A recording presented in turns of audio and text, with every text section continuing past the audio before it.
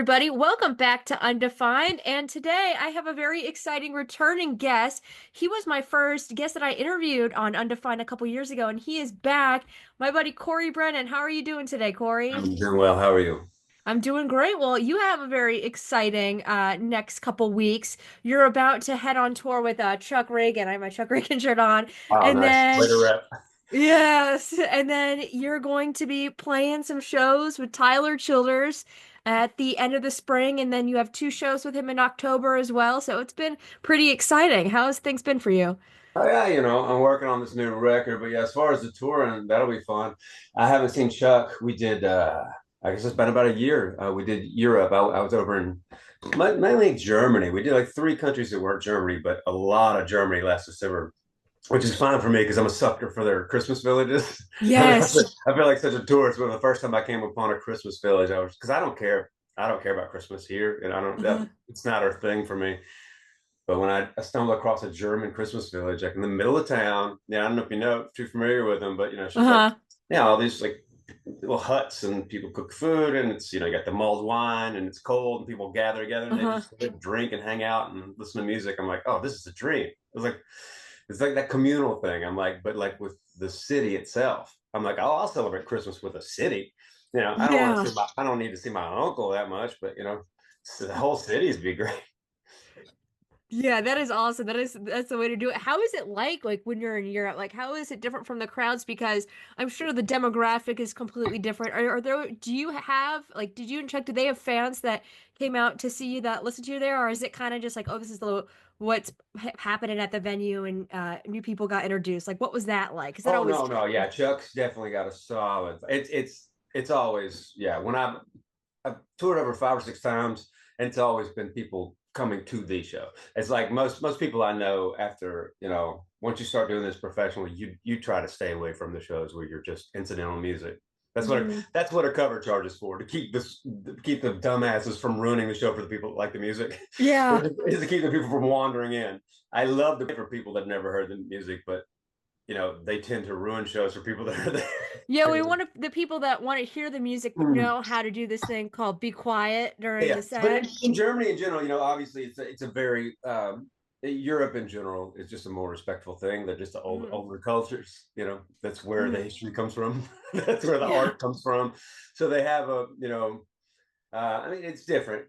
Spain's nice and loose. I like Spain a lot. Mhm. But yeah, Germany starts off with a almost Japanese level of respect and politeness, and then it can get a little rowdier, but usually it's not but you sort of miss the give and take of a push and pull because sometimes you don't know that it's going over because it's super Yeah. quiet, applause, super quiet, applause, and then I can't do any fake accent. Um, but yeah, it's not the level of feedback I'm used to. Um, but yeah, in general, it's great, and I mean, we were over there, a month basically, and I had like 3 minutes of sunshine. I think we were in uh, maybe in Antwerp, and we were walking around in the middle of the day, and the sun came up for like 3 minutes, and people all over the street so just stopped. Like they stopped walking. They're like, oh, like it was a new phenomenon to these cave people. It's so cold and damp and overcast over there. Oh, yeah, it's probably the only thing that keeping me from moving there. Yeah, I've never been to Europe. I really want to go. It's like on my bucket list, but it must be so cool to be able to tour there and to kind of see the world. It's nice to see it on someone else's dime. Yeah, yeah, Yeah, yeah, yeah. exactly. Yeah. But yeah, I've done some of it's been great. I've done like things that you don't do much, like Budapest or like Helsinki and things like that that are Uh-huh. a little more far flung. But I still have never been to Ireland. And we're Brennan originally. Brannan, like Yeah. people are. I've never been. I just had somehow I've never been. But Scotland several times. And Scotland's lovely, but you know it's a different place. And I've never been east. I've never been to Asia. So there's Ooh. large gaps in my travel, and I've never been to in the Americas. Ireland, would you want to like tour there, or would that be because it's your heritage, you'd want to like go more on a I vacation? think it would be one of them where I have to do a combo. Yeah, if I was going to do Mhm. shows, I would want to either have breaks during the week and do like weekend shows, or just have a run and then stick around after. Yeah. So, yeah, like I did it when I did Australia. Um, that was really smart because I went in and flew in and did a festival in Melbourne, and then I toured like 3 weeks up and down the Gold Coast, and then I ended my show in Melbourne. So my first show, that was my own show, the Hmm. festival went well. So like 3 weeks later, I'm playing my own show, and there was like 250 kids there, and I was like, oh well, this is how you do a town. You fly in, you do a festival, then you tour the rest of the country, and you come back and do your own little show on the way out. So yeah, that is a model I have unfortunately not been able to replicate. That only Yeah. happened once. What was that festival like? Because I've seen like some Australian festivals. I know they have like some that are more like country Americana and they have like a wide variety of things. But I was wondering like what kind of festival were you booked on? It was more punk. Your I yeah. fall in usually when I'm in Europe and anywhere overseas. I don't think I've ever been on your standard a folk tour or a singer songwriter tour or roots Hmm. tour. It's almost always been with my punk buddy Chuck. And then now Hmm. Chuck, obviously, his music is not when he's not doing hot water music. His own music is roots based music, Uh-huh. but it's still it's punk. It's still Yeah. it's got that intensity to it, and and so yeah, I'm lucky enough to while I've never been in punk bands or anything like that, my music is, it slips. It doesn't really, it's not of a thing. Yeah. So yeah, I get to do the whole song is a song. Uh, it's my thesis statement. The song is a Yeah. song. You Yeah. got to take it. You like the song or you don't like the song. It's like I have no Exactly. aesthetics other than my It's accent. I have no aesthetics for you to like yeah. attach to it. I feel like it's hard now to like we were talking about this a little bit earlier. We were talking about They Might Be Giants, but it like to have like different genres. I feel like almost everything is kind of like they want to pigeonhole on like a festival thing or like a playlist or like even like a showcase or like things like Americana Fest. But I feel like there's people like you and Chuck and even Lucero. Like yeah, there's like their singer songwriter stuff in there. There's some folk stuff in there. There's some like southern stuff in there. But it is like punk and rock influence there. Like you definitely have a lot of songs like that. Lucero has a lot of harder rock songs, Chuck things like that. Yeah, So I think it's just in general, it's just it's marketing in general. You need to mhm. advertise it, and people want to know what they're getting. But it's always been like that since day one with all types of music. It's just there was money being made, and there were the Mhm. machines in place to develop artists and types of things. People are like, oh, country's pop. Oh, it's all pop country now, whatever. I'm like, what do you think Patsy Cline was back in the day? She was Mhm. crossing over. Just pop was better back in the day. So she's doing these pop arrangements with this stuff, and but Mhm. they were fine to put it under one big umbrella because there was a crowd, and then it would after that it wasn't necessarily the on the artist to define the genre because it would naturally sort of subdivide into the niche people like, oh, Mhm. I like Waylon and Willie, I'm not, or like, or the people like, oh, I like Chris Whitley, or like, as far as country goes, I'm gonna Mhm.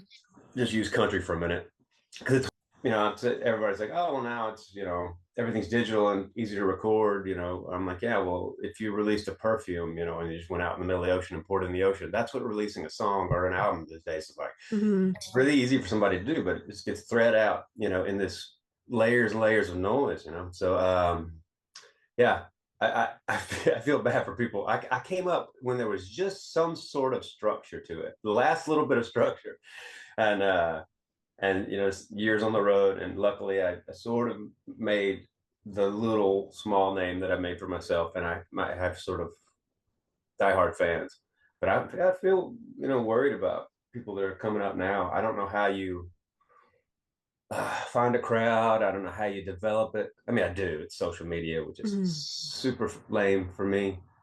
But again, that's maybe just a generational thing. But it's like Yep. it's like 24/7 commercial. Yeah. It's It's that's the thing.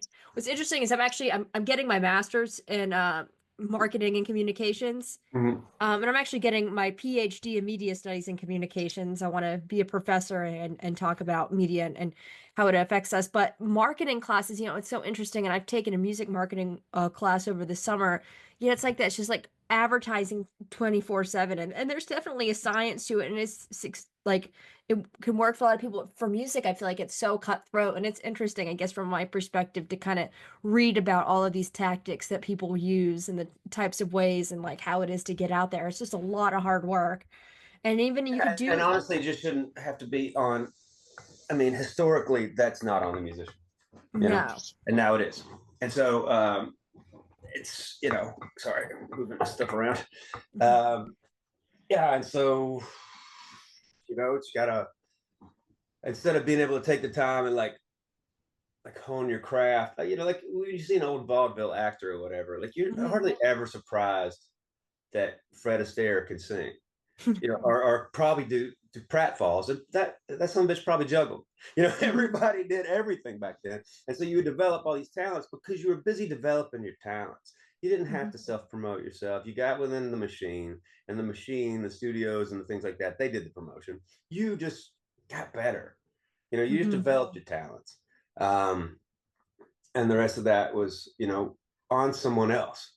Um, Again, I understand nobody owes anybody work in this world, but Mhm. the way that it has changed, I just worry about anybody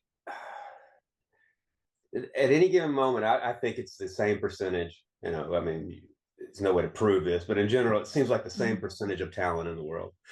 Mhm. It's not that music is getting worse. It's just that it's getting spread out in a thin layer, and it's not getting developed. The back in the day, they would, well, let's say like Tom Waits, he Mhm. had Dave Geffen's label, and he's got success with Jackson Brown. So he gets Tom Waits, and they would have what was called like an integrity act, where they would get somebody that was, um, purely, obviously an artist, that's not necessarily commercial. And they would have that on the label.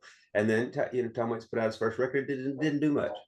But he Mhm. got to put out another record with the support and the things like that. And he got to define himself. If you listen to those first Tom Waits records, Mhm. um, he was just all over the place and just pulling what was interesting. I mean, he's always all over the place. Mhm. But he wasn't the Tom Waits that, everyone sort of associates now. I Mhm. would say until early 80s, Mhm. I just, personally worry that we're going to get diminishing returns if artists aren't allowed the talent that's out there, if it's not allowed to develop, or if it's having to work too so hard to create content and things like that. Yeah, Um, because it's like you have to divide your time with performing and, getting the basic things that you normally do, like with merch or set lists or practicing. And then you have to figure out, oh, I have to make a video and I have to post this many times. Like if I have a song out, I have to keep reminding people to listen to it because there's so many other people releasing songs yeah, like and every day. usually artists are the worst people to do that. Yeah. In general, by nature, you're not designed. If you are self-analytical, if you look at the world, if you observe Mhm. the world, and you create something out of these the separate things, and you're building, you're creating things, and marketing stuff like that. You have to look at things Yeah. with a different hat on. You have to have an eye for a bigger picture, or you have to have an eye for details that have nothing to do with why you create in the first place. And don't get me wrong, that's a solid job. That's a Mhm. thing. And also for me, it's you know, some of this stuff is just for me and my worries, like for Mhm. generations coming up or whatever. Who knows? Maybe people find that as inspiring. People are coming up and they like, oh, I can have this online Mhm. character that's me, or I can, maybe they find a way to communicate more like that. I know I would never probably be singing and doing this for a living if I hadn't been a bartender, because I was painfully shy until I started bartending. I learned to shoot the shit with everyone, and that side of my personality coming out. I would never have just started because I was a guitar player since I was 13, but I never sang. I hated my voice. So I would have never done the first open mic if I hadn't been a bartender first. So, there's something to say. Maybe somebody's, got some songs and they're doing it, but they find an identity through social media and it lets them, Mhm. communicate. Maybe they develop their entertainment like that if they're learning a presentation, because, God knows I've never cared for presentation. That's my whole point of my stuff. Is like, Yeah. this is a real flawed human doing real flawed music in real time. It's my sort of Uh-huh. my sort of thing. There's no presentation. And Yeah. so, but this world, but in general, the social media platforms are controlled by oligarchs in general. So then Yeah. they slip out from under you every time they're not finding a way to monetize it enough. Mhm. It will change, and so it's not reliable. And so the old model's best. You get people's emails and you have direct Yeah. contact with them. Um, but it just feels like you always have the hat out, and it's just not, it's no way to feel for an artist. Mhm. I have a special cross section of blue class, blue collar, like working class Southern male thing, Uh-huh. where it's just ground in me to provide. You're supposed to get out there, Uh-huh. and so I already have this thing eating at me that I am not doing the right thing, Hmm. by being an artist, so it's already in there. And so then Hmm. if I have to go and spend my time doing something that I absolutely fucking know is not right, promoting Yeah. myself is not the right thing. It's not the right thing for me. I don't think it's the right thing for any artist. Yeah. Um, And interesting you say, I kind of feel like, and this is kind of funny because I am in marketing, I kind of feel that similar way with like myself and my radio show. Like I'll make these interviews and I'll like make things that I'm really proud about. I'm like this woman, and then like once the interview's done, like I have to, I put it out, but then I have to promote it and share it and like make sure that everybody's seeing it, and that has worked well for me, and it's opened a lot of doors. But there's something like so fun, like weird about like, taking your thing that you're doing and then being like, everybody come look at me. yeah, no, that's and Like, that's and a then that's what you have to do though. And sometimes the algorithm, like I'll put out something I'm super proud of, and then like one day my story will get a lot of views and the next day it won't, and I'll be like, what's happening? yeah. There's and if you take media, some of the things that trip it Yeah. or don't trip it. Hmm. At least you do this week. You know. Yeah, it could change Um, next week. Yeah, and so I know some of the things that I'm supposed to be doing, and some of them are just untenable for me. There's a certain Hmm. um, race to the bottom with attention spans and a certain repetition you have to hammer to get it to start picking up and showing more people, because it doesn't show people. That's the other thing. Yeah. Really, you people that follow you, a small percentage of them see it unless you're putting money behind it and promoting. Yeah. So, but anyway, that's a whole other thing.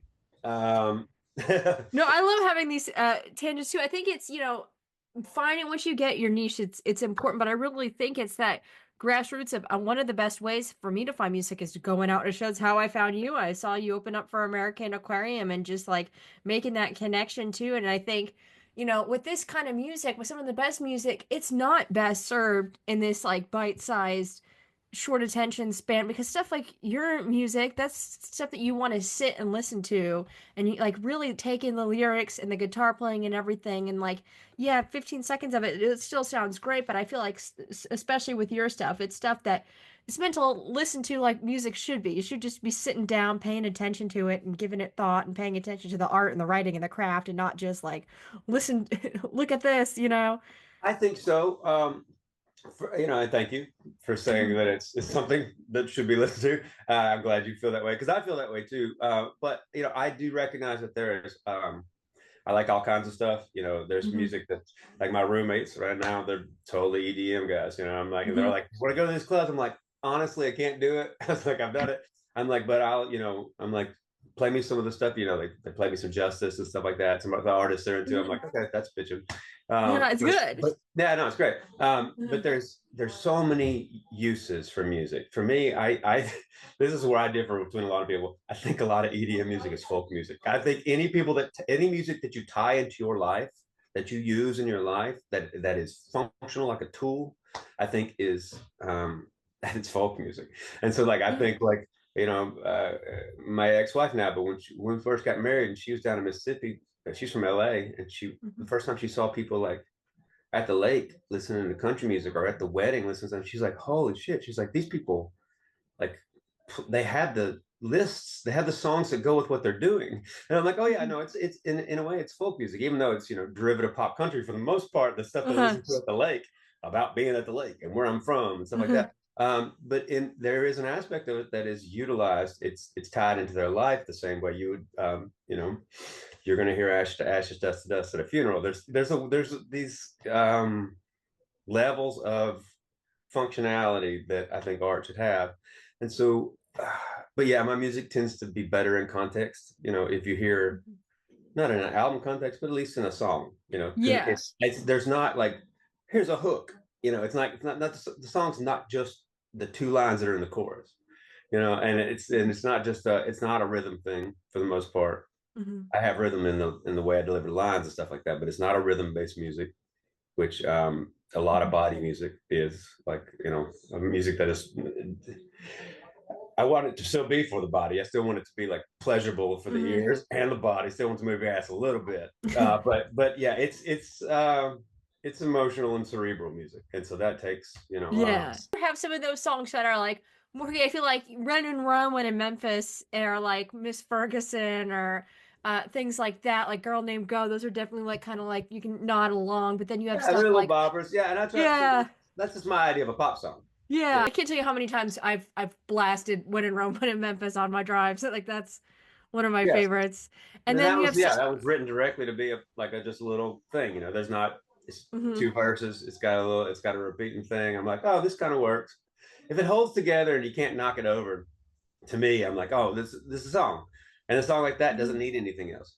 But there's a way to listen to that, specifically to that song, that interests me, and the reason that I put it on the record is the guy's Mhm. lying to himself the whole time. He Yeah. listens really close. He's like talking about he's traveling light, as far as she knows, and so he's like Yeah. he's like I'm at home anywhere when it gets dark, but he's dragging her memory around to every Yeah. place, and so it's like that's the subtext that makes a thing interesting for me. And Yeah. it's not upfront out there. You can just sort of, in a room in Memphis, it's got the thing. Yeah, and you have songs like Pocket of God, which I think is such a strong, we talked about this last time, but it's one of my favorite songs ever. Just like the way that you are able to tell a story is incredible, and that's a great example. And I also wanted to highlight Sour Mash. Come from's mostly sky, even though the county's dry. Didn't stop the stream nearby from giving us a daughter. She was born in a barrel of American oak. She made a sugar maple and charcoal smoke, and she just go to show your folks what God can do with water. Because that ties in with Tyler. That song's been around forever, and then the video of Tyler covering it was just so powerful. When I go below the gloomy ground, better buy the ruby round, better weep and lift a glass, bittersweet sour mash. Even putting it in the context that he sang it, like he sang it completely a cappella, nobody, in the story that he told about his friend that he played it for. I mean, it was so chilling. I think that's what's so powerful about music like that, is that it can lend itself. How was it like when you saw that video of Tyler singing that? Well, Were the you aware? first thing I got was Tyler. I was driving. I was on tour, and I was driving through the woods in Detroit. I was going to stay with, I think, the bass player from Against Me. I think I was crashing with him that night. But Oh, I'm driving nice. through the woods. It's kind of foggy or whatever, and I get a voice message with no context, or audio recording, and it was I played it, and it was Tyler singing that song at his friend's deathbed. I guess his friend's wife was recording. He didn't know it was recording, so like I get this haunting, heart-rending, version of this beautiful song. Him singing it is beautiful, and then he told me the story later, and I was just like, Jesus. I was like, that's heavy. I'm so sorry, but I'm also honored that you found a use for my song. But one of the interesting things to me is nobody had ever heard how I wrote that song. I wrote it like the parting glass, like an Irish dirge, Yeah. and I wrote it like that, because it's like, when I go below the gloomy ground, it's that sort of thing, and it's like, Yeah, that's what I thought when I listened to it. and Yeah. I wrote it like that, and then by the time it got to, and I never played it live like that. I hardly, and then by the time I got to record it, it was so old. I was like, let's do this like a rockabilly thing, Mhm. and so nobody had ever really heard it as a dirge, but Tyler, heard the words, and he got the original intent of the song, the way he sang it. And to me, I'm just like, it's one of the coolest covers I've ever heard, just because I'm like, how did you know to sing it like that? Because that's how I wrote it, sort of like that. I mean, I could never sang it in that great voice of his. Is amazing, Yeah. and it's his song as far as I'm concerned.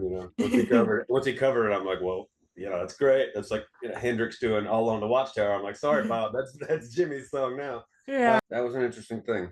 And he's a sweet dude. He's bringing out on these shows. I'm scared to death of these first ones because they're stadium sized, and I've played to lots of people in one scenario or another, but I've never done like stadiums, and so I'm gonna have that full band and all that. Sour Mash be on the set list, or are you just gonna let Tyler have that one and you're Well, gonna? I'm not sure if he's still doing that in the shows. I mean, I know he did Mhm. it for a long time in the shows. Mhm. So no, I'm not going to play that one.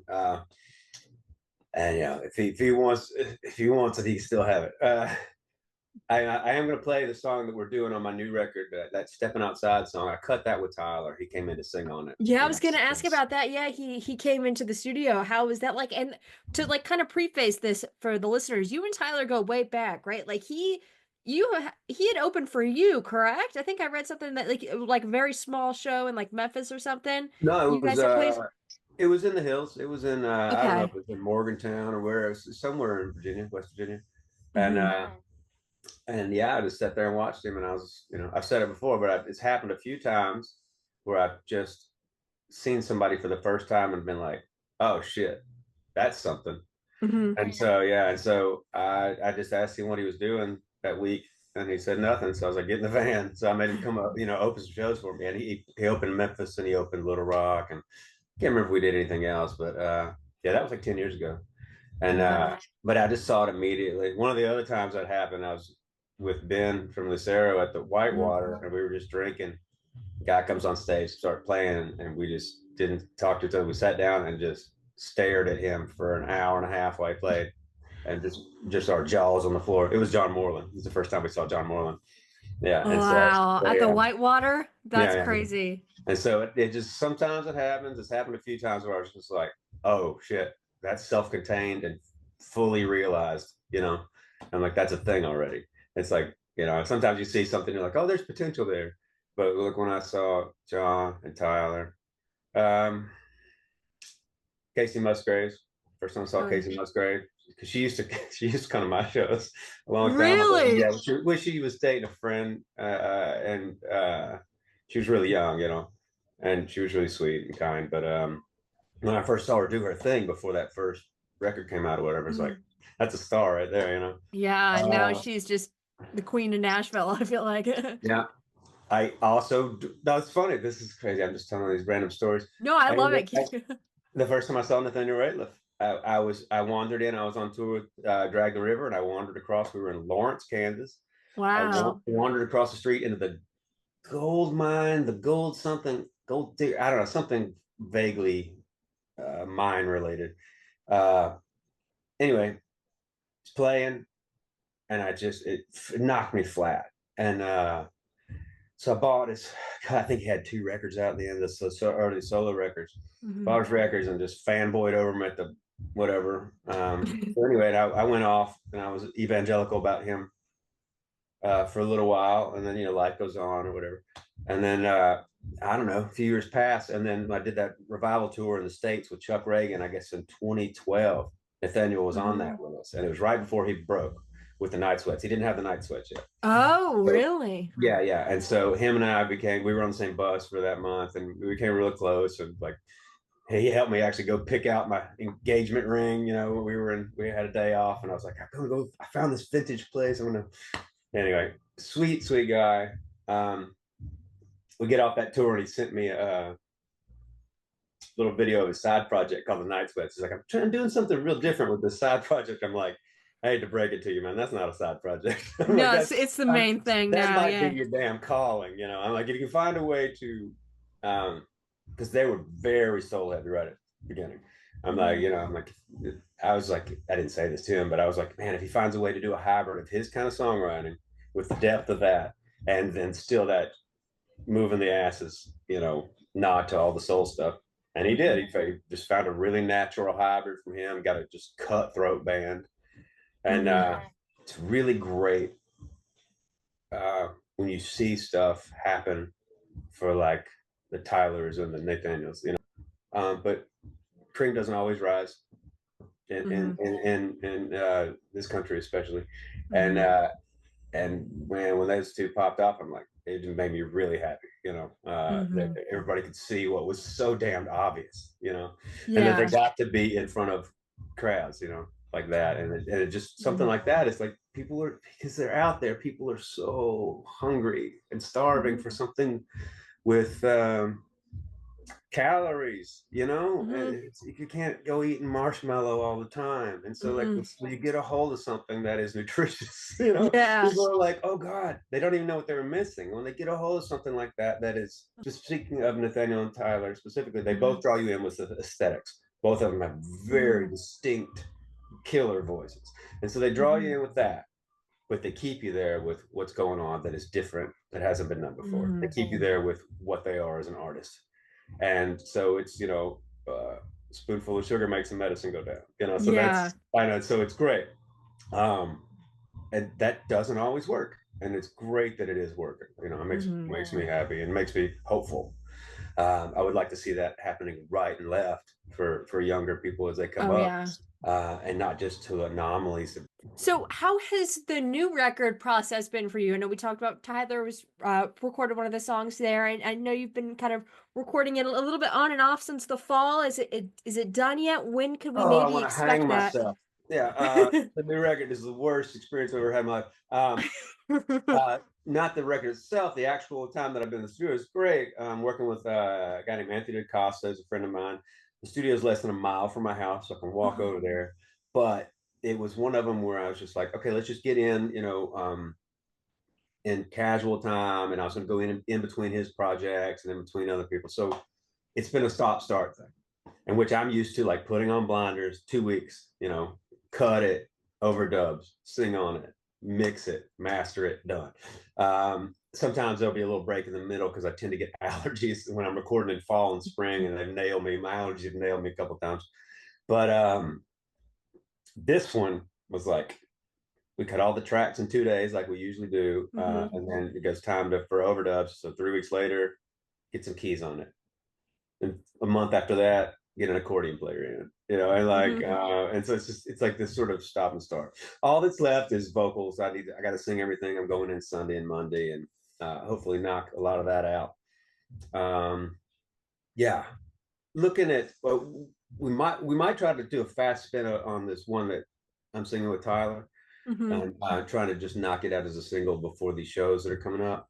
But that's going to be a fast turnaround. So I don't know if that's the smartest play. We might just wait and then just stagger it normally to build up for late summer, and then be touring on it into the October shows I do with Tyler, and have that be a thing then. Yeah. I'm not sure exactly what the plan is. I'm just going to go in and try to knock out as many of them as I can this weekend. So based on When I Go, I Ghost, is it kind of similar to that? Is it different? Is it still kind of like a dark and moody record like When I Go, I Ghost was? Or like, what can we expect? Because I love all your records, but your last one was one of my favorites. I absolutely loved it. I cannot wait to hear what the new one will have to offer. Thanks. It's all over the place like usual. In general, it's a little more stripped down instrumentally. I mean, there's still stuff going on. There's only a couple of them that are dense. Like, that's the one thing with When I Go, I Ghost, for its apparent simplicity on some of the songs. They're very layered. There's a lot of ear candy going on, and there's this one I tried to do a little bit more acoustic instruments. But yeah, the songs are, it's a lot of the outliers that never fit on other records was sort of the only guiding thing with this. So some of the batch I wrote around the same time as When I Go, I Ghost. And then, some of them are like, I think I'm going to put Sultana on this. That's when I was just sort of saving the last, because I'm just going to cut it like Robert Johnson style, a couple mics up, cut it live. And some songs like that have been audience, my fans already know, because I've been playing for years and they've been asking for them on a record, but they just never fit. So I was like, okay, well, I'm doing a record. The whole point is nothing fits, and so that's what this will be, a grab bag kind of thing. That's very exciting. And I know you've teamed up with a lot of your very talented friends in the past. I don't know if you can say, but are there going to be some maybe familiar voices or stylings on this new album? I know we talked about Tyler, but do you have some buddies coming in and help you with this one, or what? No, because it was a little bit of a different with the on again, off again. Yeah, it's a little bit of a different thing. I don't, I usually have at least a couple of guests on a record, because I love it. I just always done it. It's like one of the best parts of making records to me, is like, because I can never listen to my music once it's done. It doesn't interest me at all, but I can if I focus on, like, oh man, there's a great drum part on this, I could listen to that or something, or if I sing one, like the song I sang with Garrison. Like, if I went and played a song off my last record, it would be one of the songs I sang with Jason or Garrison, so I could listen to them, that kind of thing. That would hold my interest. I don't know how many guests things. I know I'm going to put DaCosta to work a little bit on some of these harmonies that Anthony DaCosta, who's actually recorded the record. He's Oh, nice. just insanely talented. He played some guitar on my last record, and he's great, and he's great singer. Put him to work a little bit. I talked to Moreland. I don't know if we're gonna. There's a song that I hear him on. We kind of crossing wires a little bit as far as the timing, but I need to follow up with him. Actually, it's funny that you mentioned that. This is how I think of things. Yeah. So I'll get over here and holler at him. A lot of them don't make sense with harmonies. Originally, like on the last one, Jason came in, Jason Isbell, and he's I know him from a good ways back, and he had actually sang on one about 10 years before that. Yeah, he sang on You Made Me, right? I'm a Yeah. massive Jason fan, yeah. Yeah, me too.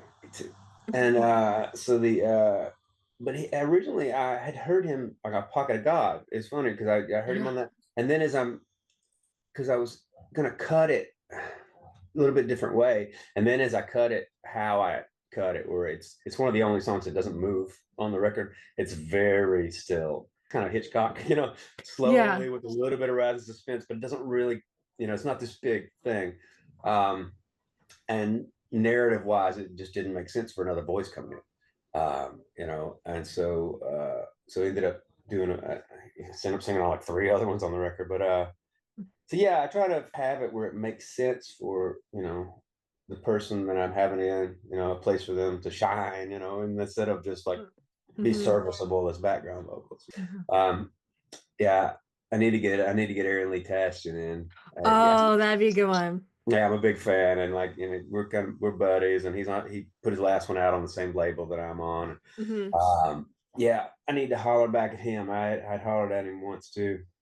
Yeah, I've got these people that I like, and always in the back of our mind, I'm like, oh, I love this artist and this, and like I hear places where they would be great. Eventually, I'll get everyone I know on a record. See, and I love that because I love all the people that you feature, so I feel like it's just one giant crossover episode for me. Like just being able to put on your record, or I'll hear Brian Fallon, or hear Jason, or it's just so fun for me to pick that up. I mean, it's funny that you saw me with American Aquarium because it's long overdue to sing a song with BJ. I was gonna say, well, BJ.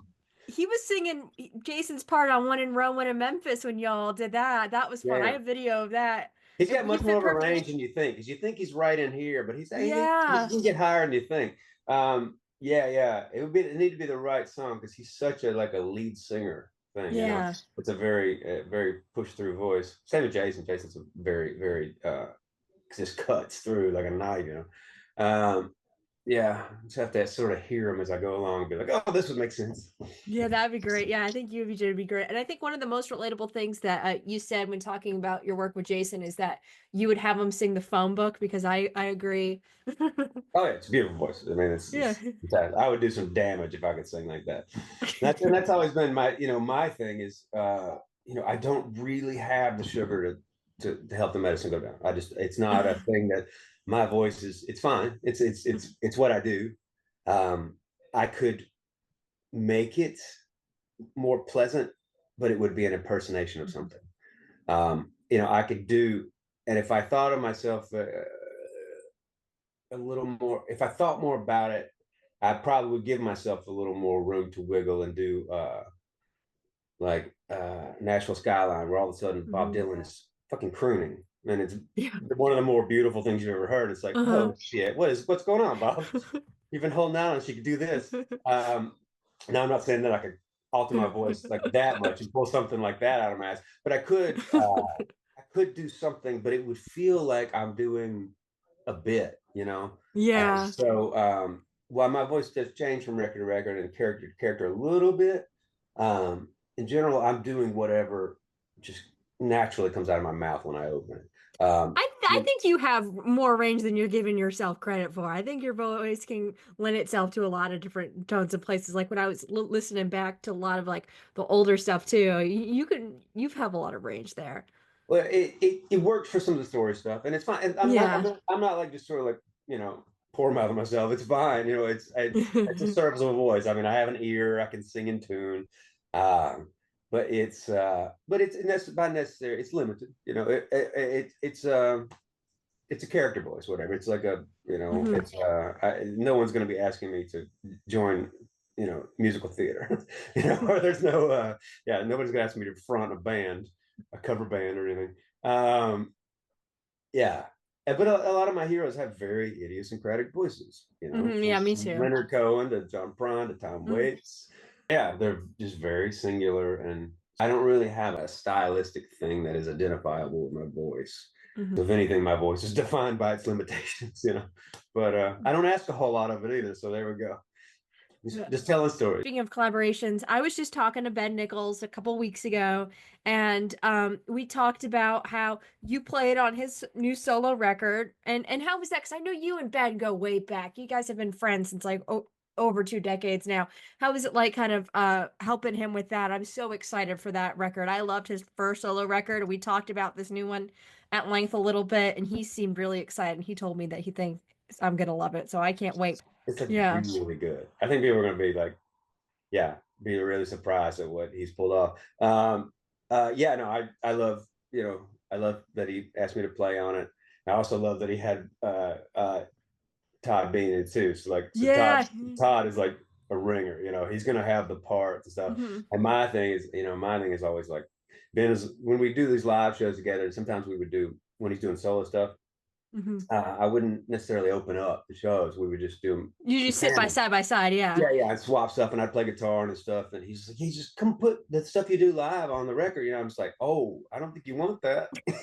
I'm like, I'm always like, basically, my thing is almost derailing what's going on in any given moment. I'm That's like, what makes it so good. yeah, I'm playing against the grain in general. And you don't want to derail a record because, you have, it's a different experience. And so, but no, it went great. It was fun to play on, and the songs are great. I mean, I'm really stoked. I keep trying not to like. The few times I've listened to it, I didn't want to like live tweet him as I'm listening to every little thing. I'm like, oh my, this is great, this is great, this is great. Um, but no, I was really, honored. We go way back, and it was fun to play. It was fun just to hang anyway too. But yeah, and so yeah, I asked him. It's fun because he's coming out. Like I said, I have a band for these Tyler dates, so Yeah, he's I was gonna play. gonna bring that up because we talked about that as well, band practice, and he was really nervous. He was like, I don't know if I'm gonna get kicked out of the band, if I'm gonna kick myself out, or if I'm gonna be good Yeah, enough. so I'm having him out to play bass on those first three shows at least. With Tyler because they're like stadium size, and so I'm like, ah. Uh-huh. And then I was like, okay, do I get like a Nashville type bass player, or like a Memphis cat that's one of those guys that could do all the things, like a session kind of guy. I'm like, Hmm. or do I get, and I was like, what, I'm just gonna ask Ben. I didn't think he would want to do it. I'm like, I'm gonna get somebody because Ben's a great bass player, but he's he will admit he's like of a style. He's a punk bass player or he's a rock bass player. Hmm. The finger style bass player, he's like, it's not my thing. He's like, I don't just like, when you give me a chord chart, I'm not gonna just walk around the chords. Like I Hmm. saw him chart out the song, one of the songs, maybe stepping outside. And I went and looked over his chart. I'm like, did you write down every note that the bass player plays on this demo? He's like, yeah. He's like, I don't hear these naturally. And I'm like, dude, man, that's such hard. He's working his ass off just to play this set. And I'm like, oh man, that's so He much was extra work. nervous. He really wanted to stay in the band.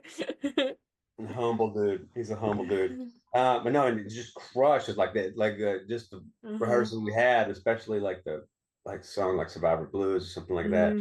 And that is traditionally a tricky song. It's one of the snakier songs I've ever written. It's got a lot of Hmm. different parts.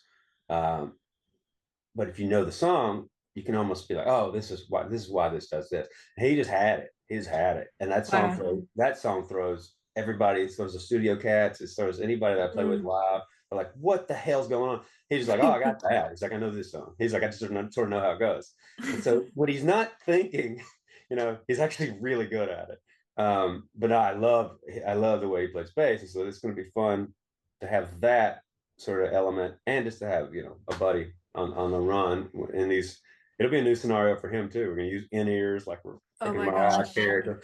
Yeah, because I was hesitant to do it, but I talked to a few people that are touring at that level, they're like, if you play an indoor stadium, like you're fine with these 7 echoes coming back off these front seats. Uh-huh. But when that echo comes off the back wall and it's the line you just sang while you're singing the new line, like you won't know what the hell's going on.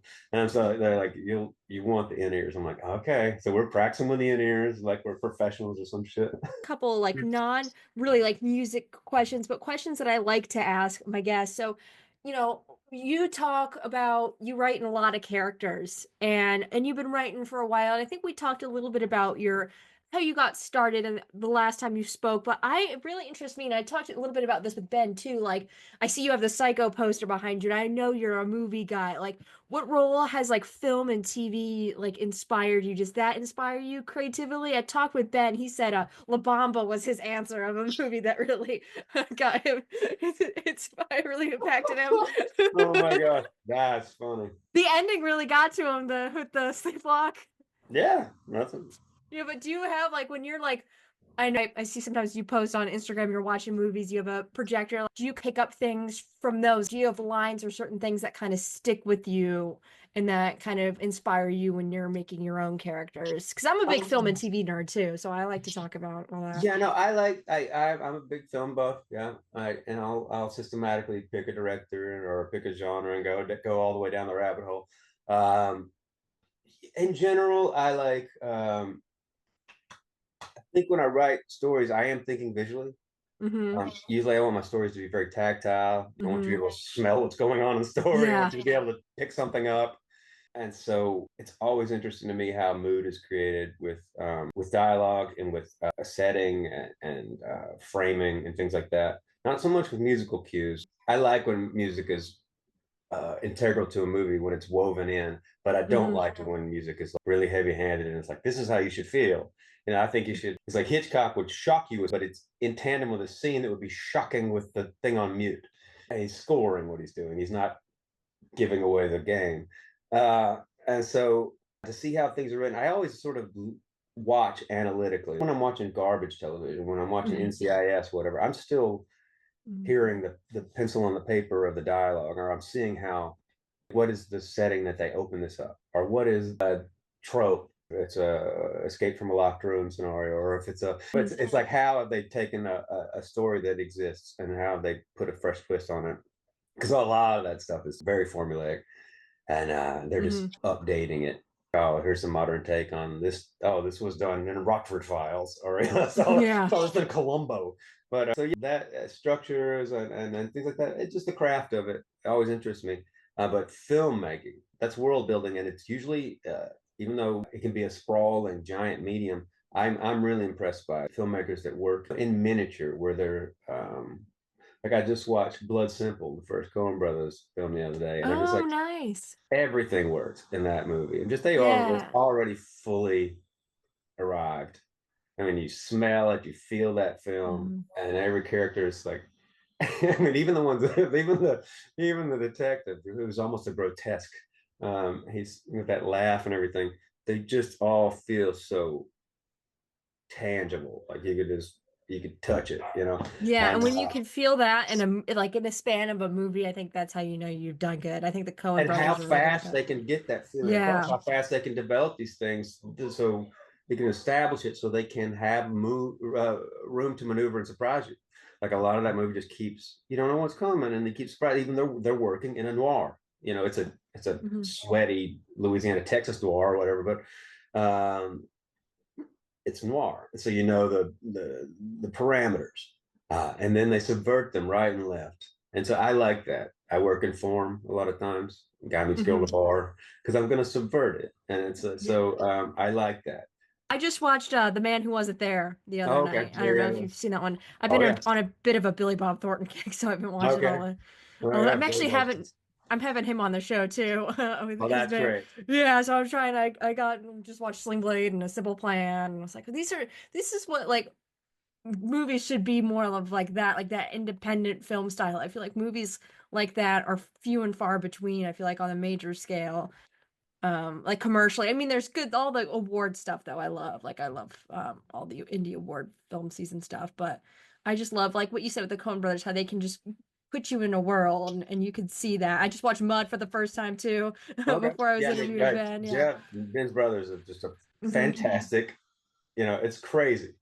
As like to have that kind of talent come from the family, and the other brother's like a really Hmm. successful lawyer.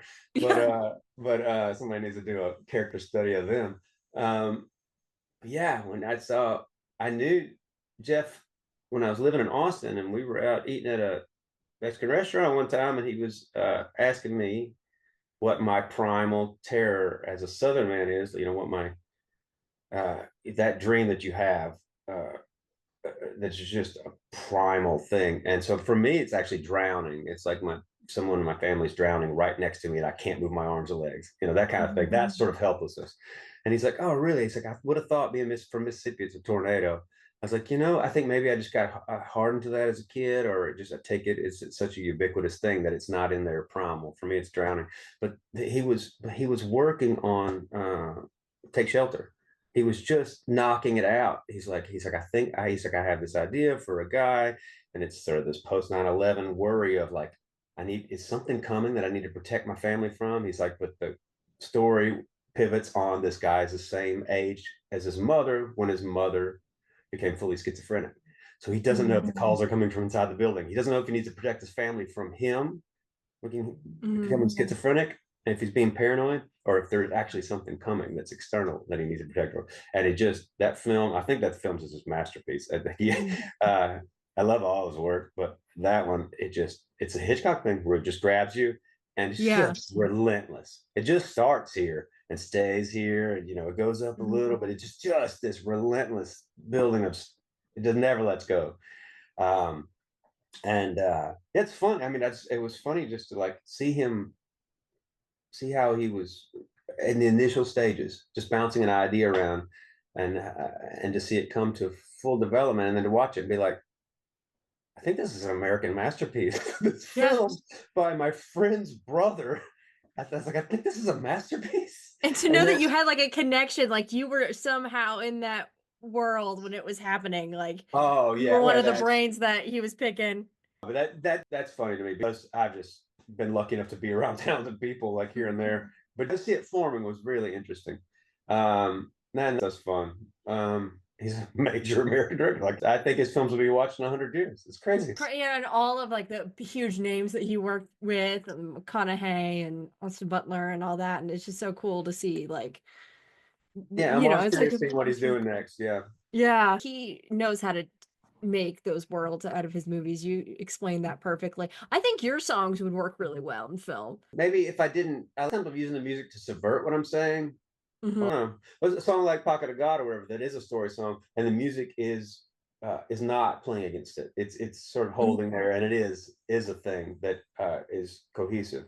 A lot of times my stuff is a little more fractured. Music is ironic sometimes. It does not necessarily always help get the message across. Yeah. I think it does because I Mhm. think that uncanny juxtaposition helps create. I like my I like humor in the dark shit. Mhm. I think I like qualified emotions. Mhm. I always like I don't see, for me, I try not to think. My brain is set to think in a very Western way of either or, and I try to always get past that. And I'm like, there's so many more things than yes or no and black or white and either or. Like, Mhm. there's such a better way, a more true to nature way to think and see things.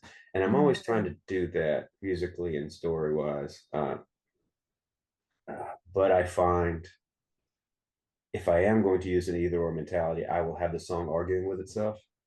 Mhm. Build the opposite song when I'm writing it in Mhm. like a dialectic going on, and then I let them fight it out, and then whatever the hybrid is, it Mhm. becomes a song sometimes. And again, that's way overthinking it. No, That's yeah, I love it. it's So, something I like, recognize in retrospect. It's not something I'm yeah. doing in real time. Is there anything else that kind of inspires you in the creative world? Like, were you a big reader, or do you just kind Yeah, of draw upon like real world experiences, like when you create these characters? Like, what kind of goes through?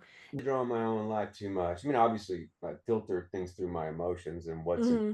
what's important to me is you can see that by what I choose to sing about or what a Hmm. character cares about. But no, I'm not. I don't keep a diary on albums. Poetry. It's the precision.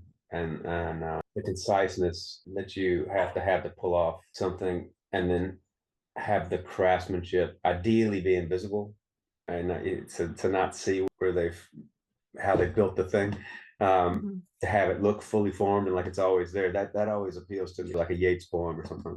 That always, or there's a lot of poetry that I like, and then I go back to the well just to. I never sit down and be like, how does this work exactly? I do with songs. Mhm. But when I want inspiration, I'll break out the Neruda and the Lorca or Auden or Mary Oliver or somebody that's looking at the world and then sculpting with words. I don't know, building little sets, real live little, and I don't know. I love what can be done with that. So I repeatedly go to that. Yeah, and you can like you said, you could build like you can take these pieces and you could just build your own, like just somebody else's work, whether it's a movie or a poem. You get these images or your own kind of interpretations, and then you can kind of build up from there. And I think that's what's so cool about art. That's what makes me want to get into like media studies and stuff because I think it's so fascinating about how media influences us. Oh yeah, it's in there. I mean, I think it should be in there more. I think every kid, um, I think in second grade maybe you should have media classes for Yeah. kids and be like, where you just analyze the commercials and be like, okay, what is this commercial trying to sell you, and what insecurity are they preying on? That's the kind of stuff I study out. That's exactly what I do. Like, What what does lack, this and mean? especially for young girls. I mean, like I Yeah. think this thing, the whole thing's rigged. uh, Yeah. Capitalism's rigged anyway, but it's especially tough on women. Not And telling then you anything you don't no, know, but it's yeah, like no, I you just got think it. Yeah. And the I way think they play on young girls' insecurities from day one, day one. I'm like, oh my god! I just really think that should be studied and be like, yeah. here's your class. It's media. This is Yeah, how they're going to market to you. yeah, it's almost like literacy because it's almost you have to, especially now when you're constantly getting fed things, especially with younger, even kids younger than me, you're just constantly getting fed stuff at you all the time, and you might not notice it until, you break down. Because a lot of these things, like when I was in classes in undergrad where they're breaking down these commercials and you're seeing the exact tactics that they're using to get to you, or the music or the cues or like the emotions that they're preying on.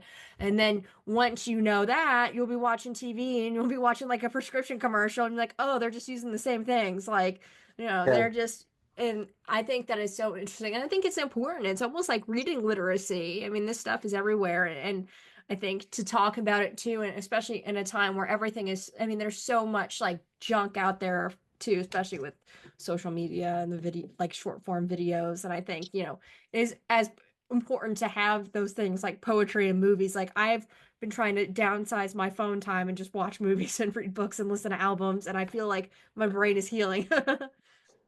Yeah, I think uh, anything that takes a longer focus time is always healthy. Yeah. It keeps you from being like a squirrel. Anything that can let you sustain a thought for more than 15 minutes is, I think, healthy. you know, we Yeah. don't sustain thoughts for 15 minutes anymore. Yeah, I mean, like, Um, there's so many good things you have to just sit down and watch. Like David Lynch, you can't go on your phone and watch Twin Peaks. Like when you're doing something like that, you just need to sit and watch the television. Otherwise, like if you're on your phone during some of this stuff, I mean, I was just talking about The Man Who Wasn't There. I was scrolling a little bit and I was like, I need to put my phone down. I don't know what's happening. So I just restarted it and I was like, okay, I'm in it. Yeah, And it's yeah. funny that you did it and restarted, because a lot of people won't rewind. I'll rewind if I'm missing something. The same way you got to go back with an audiobook, like, oh, Yeah. I zoned out for a chapter, like, yeah, I got no function about rewinding a thing if I just Yeah, zoned well, out. if I'm gonna sit here for an hour and a half, I better know what's going on because I feel like I'm gonna enjoy it less if I just powered through the part that I was answering a text on and just Yeah.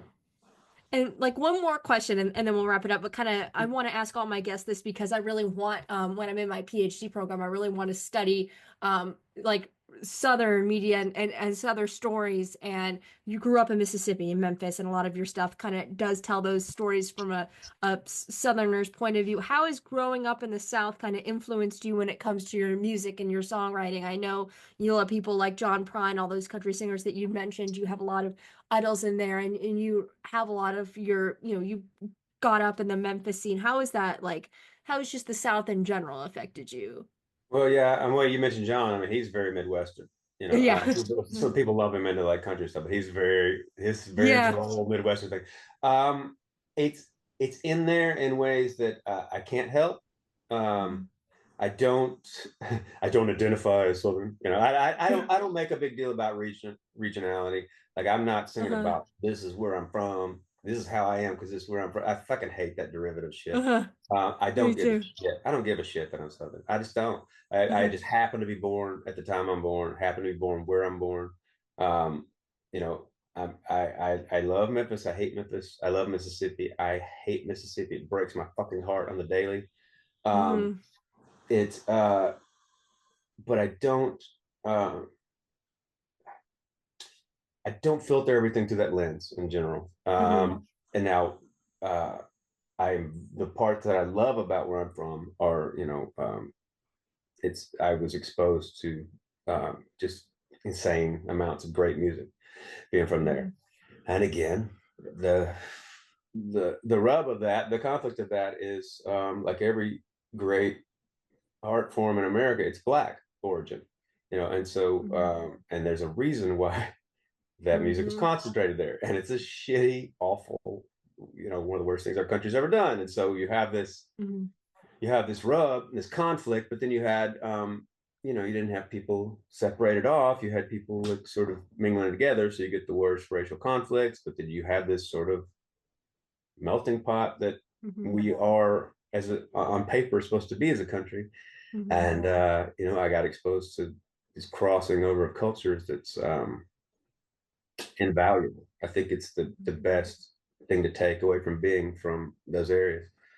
And of course, Memphis in particular has a very low tolerance for bullshit, and so Yeah. that helps. I think that Yeah. it puts a chip on your shoulder and a fire in your belly really, really early. Hmm. Um, and then so that helped. But I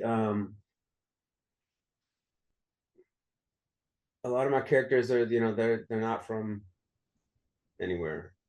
Yeah. A lot of the songs are not necessarily, but when you hear my accent, it does pin things in a place. But Hmm.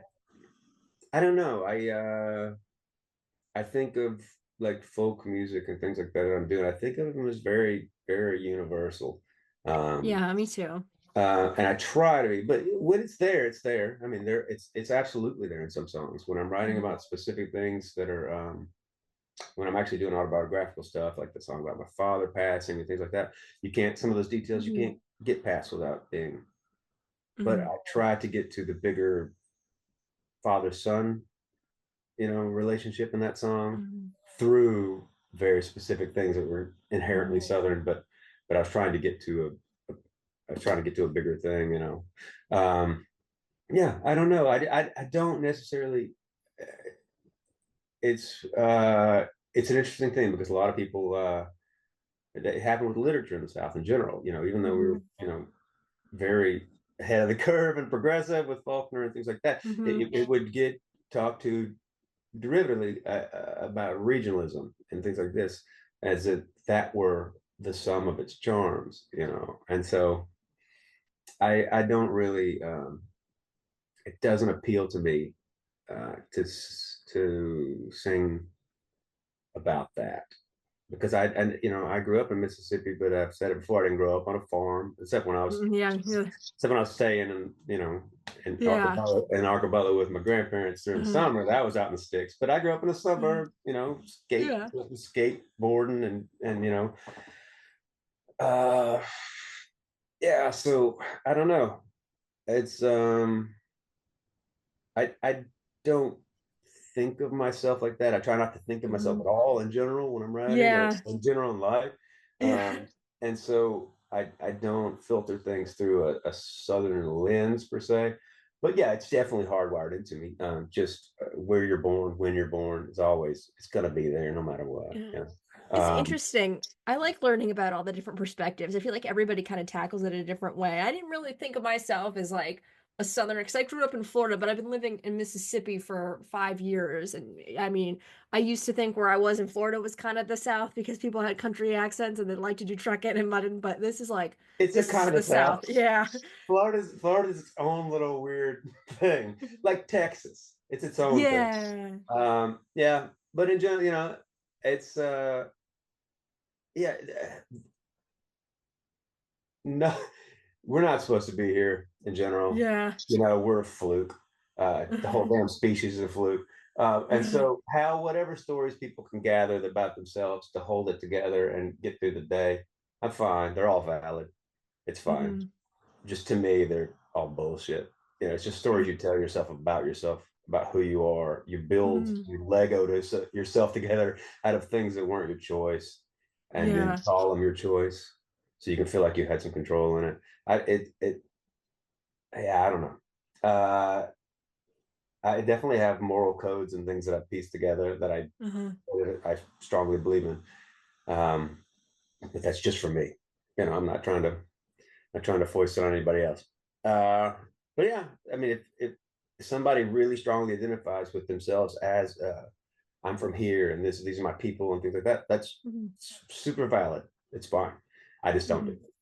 Yeah, it's interesting. I love it. It's great to hear your perspective. And I just had a blast talking to you. I loved all your stories, and this is Oh just gonna God, sorry, be a I'm blast. Yeah. just No, this is full. good. This is one of my favorite interviews. I just loved hearing you ramble. I just kind of had notes. I'm like, you know what? I feel like I'm not gonna really need to have a bulleted plan. I feel like we're just gonna talk because we've already kind of done like the basic, like groundwork of how you started and your album at the time and everything. So we could kind of just dive into the fun stuff today. Cool. Well, yeah, no, I love to shoot the shit. So yeah, thanks for letting me babble.